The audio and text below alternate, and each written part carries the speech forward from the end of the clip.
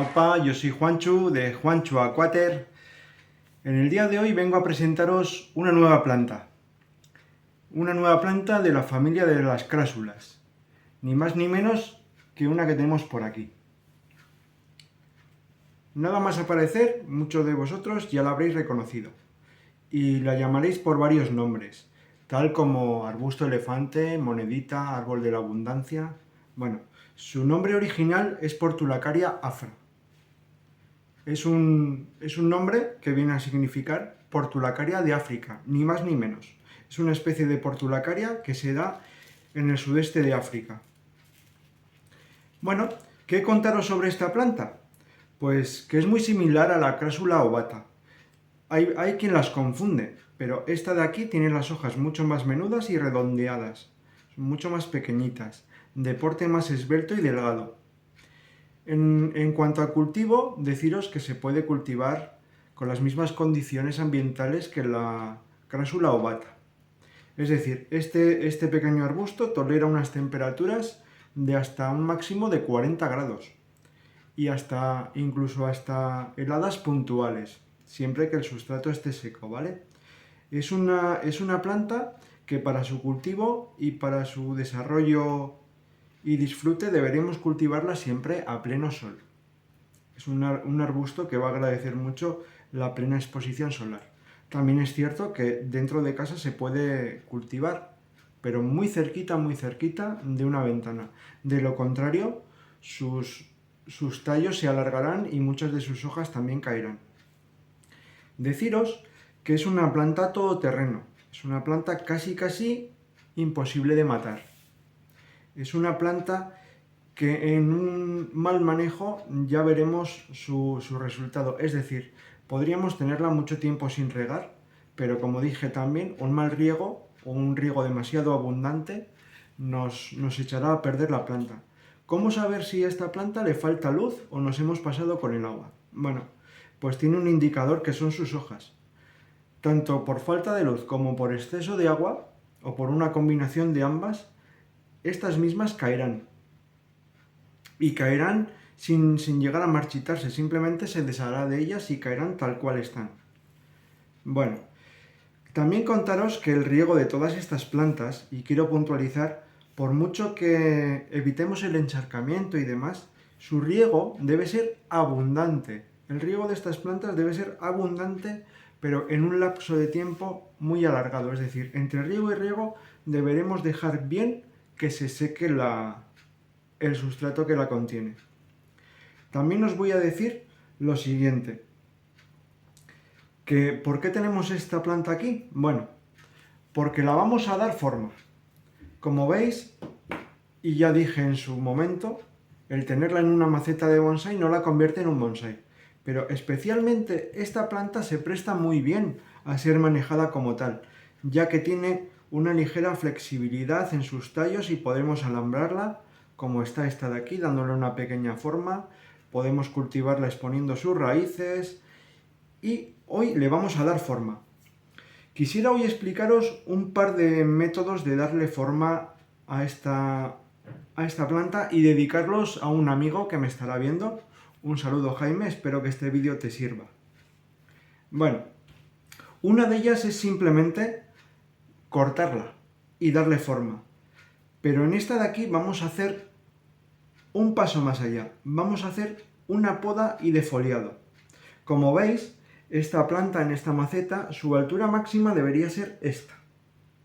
Pero ¿qué va a ocurrir si yo podo desde aquí? Si yo corto desde esta altura. Bueno, pues que voy a tener unos internudos muy largos. Que no me van a dar juego. Cuando podemos esta planta, también nos vamos a fijar en lo siguiente, es decir, hacia dónde quiero que brote la futura rama. Y eso nos la va a marcar la dirección de la hoja, es decir, si yo cortaría por aquí, la nueva rama o las nuevas ramas saldrían una por este lado y una por aquel. Esto es un arbusto de hojas alternas y debajo de cada hoja hay una yema latente. Pero bien, ¿cómo vamos a podar o defoliar esta planta? Bueno, en este caso yo la voy a reducir mucho en tamaño. No tengáis miedo a hacer este tipo de trabajos en esta planta, ya que es una planta que se va a prestar muy bien a ello. No sé si vais a apreciar, yo voy a ir trabajando, ¿vale? Aquí tenemos una hoja hacia allá y en este caso hacia aquí había otra, pero ha caído. Bueno, yo voy a cortar por aquí. Y ya tengo la nueva brotación en ambas direcciones. Aquí voy a hacer lo siguiente. Voy a cortar por aquí. Aquí voy a hacer lo siguiente, porque necesito una brotación trasera. Y voy a cortar por ahí. Si os fijáis, tampoco enraso mucho el corte a la hoja, ya que desde ese corte la cicatrización será de la siguiente manera. Secará el trocito de tallo que dejemos hasta el nudo siguiente. Es decir, en el nudo donde está la hoja parará la cicatrización, si todo va bien. Bueno, por aquí tengo una cosa. También vamos a defoliarla y voy a aprovechar de hacerlo de la siguiente manera. Siempre cortando, nunca tiréis de la hoja para defoliarla, ¿vale? Eso lo que va a producir es dañar la rama. Dejaremos un poquito de la hoja en la planta y eso ya nos asegurará una cicatrización y cuando esté cicatrizada ese pedúnculo caerá. Bueno, vamos a seguir cortando. Vamos a seguir cortando, vamos a ver por dónde quiero cortar, en este caso más abajo. Y vamos a retirar hojas bastardas o hojas chuponas. Esas hojas son estas de aquí. Donde hemos tenido un brote, la hoja que ha quedado la vamos a quitar. En el caso que os voy a plantear ahora, que es un defoliado total, ¿qué tendremos que hacer para tener éxito? Pues como he hecho aquí. Si yo defoliaría toda esta parte de aquí, pero no quitaría la yema apical, la nueva brotación sería siempre apical. Nos dejaría todo esto sin ramas. Con lo cual, si quisiéramos mantener esta rama y que nos brote por estos entrenudos, deberíamos cortar por aquí. Deberíamos cortar por aquí y defoliar. Eso promoverá que la brotación sea por los entrenudos. Si dejaríamos la yema apical sin cortar, la brotación sería por aquí, apical. Espero que esto os sirva un poco. Bueno, yo voy a trabajar un poco aquí. No hay mucho que ver ni mucho que hacer. Simplemente cortar, cortar, cortar. Unas tijeras siempre bien afiladas y no tengáis miedo. Esto puede parecer una salvajada, pero esta planta es lo suficientemente resistente como para soportar esto. También su nombre de arbusto elefante viene porque los elefantes, rinocerontes y demás herbívoros de África, en época de escasez de agua, se alimentan de esta planta, ya que es en parte comestible. Y digo en parte, ojo, no confundir el aparato digestivo de un animal con el nuestro, ¿vale? Lo que puede ser comestible para un animal no tiene que ser por necesidad comestible para nosotros, ya que su tracto digestivo funciona muy distinto al nuestro, ¿vale? Tener siempre eso muy en cuenta. Bueno, pues este va a ser el resultado. Y aquí voy a cortar una yemita apical que me queda. Vale. Una salvajada, sí señor. ¿Qué he conseguido con esto? Aparte de dejarla más fea de lo que estaba, evidentemente. Bueno, con esto he conseguido una reducción, tanto de hoja como de tamaño. Ahora sí bien veréis, de aquí a unos días brotará. Brotará por todas estas hojitas o estos trocitos de hoja que he dejado. Esto se caerá y aquí debajo aparecerá una nueva brotación. Me quedaba una, tú no te libras. Bueno, pues nos va a quedar así. Esta poda también deciros que hay que hacerla indispensablemente en época de calor y cuando la planta ha empezado a brotar. No hagáis esta poda nunca en una época de reposo o en una época de no crecimiento de la planta, ¿vale? Bueno, pues vamos a apartarla. Os voy a explicar una cosa. Si quisiéramos hacer un nuevo esqueje de esta planta, no tendríamos más que dejar este esqueje en esta posición durante un par de días o 3, que nos cicatrice el corte que hemos hecho y posteriormente quitaremos un par de hojas y enterraremos hasta aquí. En un tiempo veremos como en un tiempo relativamente corto veremos cómo la planta crece y se forman raíces. Bueno, vamos a pasar a otro ejemplo, que lo tengo aquí. Aquí, como veis, también es una planta de la misma variedad. De hecho, ese que he enseñado anteriormente es un esqueje de esta misma planta. Y aquí vamos a hacer algo parecido. Como veis, mi intención es mantenerla en forma de bonsái. Y aquí nos falta frondosidad, en estas ramas bajas.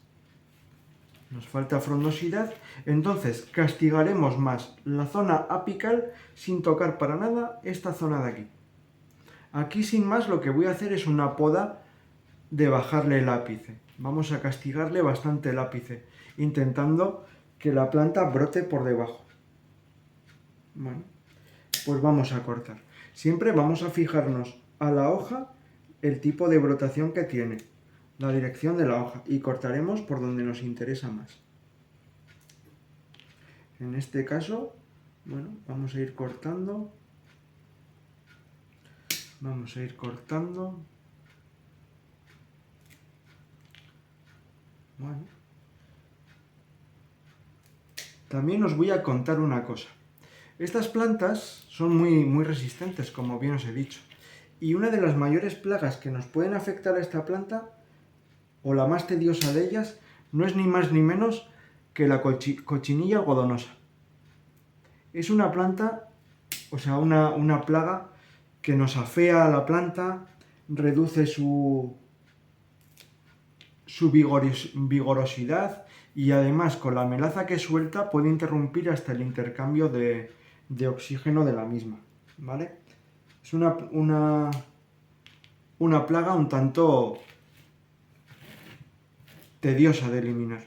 Imposible no lo es, no es imposible, en esta vida no hay nada imposible, pero evitar también esos remedios caseros que tanto se oyen hablar por ahí, tal como el alcohol y demás. El alcohol en estas plantas o en cualquier otra planta, si no tenemos experiencia con ello, lo que nos puede causar es que quememos la planta. Hay que tener una cierta precaución con eso. Yo más bien os diría que lo evitéis, que evitéis el calor, o sea, el alcohol. Hay métodos menos agresivos que el alcohol, cualquier acaricida, insecticida, triple en uno de estos os puede ir bien. Si la plaga persiste, bueno, pues habrá que tomar otra determinación, tal como irnos a un centro de jardinería y pedir un sistémico contra la plaga en concreto, ¿vale? Bueno, pues yo creo que poco más voy a hacer aquí. En esta, como veis, simplemente he reducido el ápice. Aquí parece muy chato, pero donde está el ápice realmente es aquí. Por aquí me tiene que venir el ápice, ¿vale? Vamos a retirar también alguna rama mal posicionada. Eso es. Alguna ramita interior. No, esa la voy a dejar. Esa la voy a dejar. Las ramas que se dirigen hacia abajo también las vamos a eliminar. Y como veis hemos castigado toda la planta, toda la nueva brotación.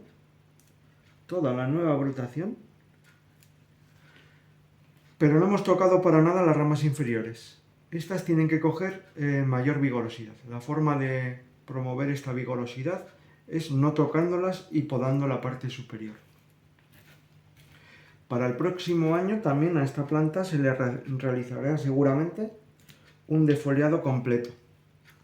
Un defoliado completo, pero necesito ver la nueva brotación, por dónde va, hacia dónde se dirige. Y iremos cortando si alguna nueva brotación se nos va de madre.